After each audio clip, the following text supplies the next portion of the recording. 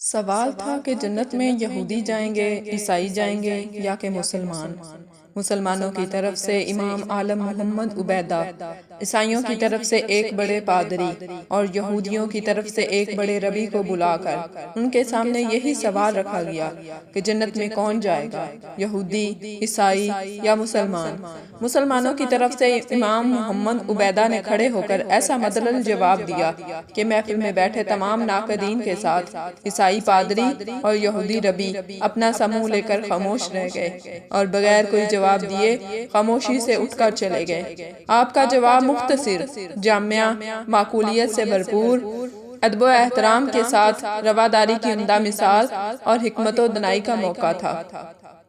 ان کے جواب نے سارے مسلمانوں کے ہونٹوں پر مسکراہٹ بکھیر دی اور یہ باب ہمیشہ کے لیے بند ہو گیا۔ آپ نے کہا، اگر یہودی جنت میں جاتے ہیں تو ہم بھی ان کے ساتھ جنت میں جائیں گے، کیونکہ ہم ان کے نبی حضرت موسیٰ علیہ السلام پر ایمان رکھتے ہیں۔ اگر عیسائی جنت میں جائیں گے تو ہم بھی ان کے ساتھ ہی جنت میں جائیں گے، کیونکہ ہم ان کے نبی حضرت عیسیٰ علیہ السلام پر بھی ایمان رکھتے ہیں۔ لیکن اگر مسلمان جنت میں گئے تو ہم صرف اللہ کی رحمت کے ساتھ اکیلے ہی جنت میں جائیں گے۔ ہمارے ساتھ کوئی یہودی اور عیسائی نہیں جائے گا، کیونکہ انہوں نے ہمارے نبی حضرت محمد صلی اللہ علیہ وآلہ وسلم کو نہیں مانا اور نہ ہی ان پر ایمان لائے ہیں۔ صلی اللہ علیہ وآلہ وصحابہ وبارک وسلم۔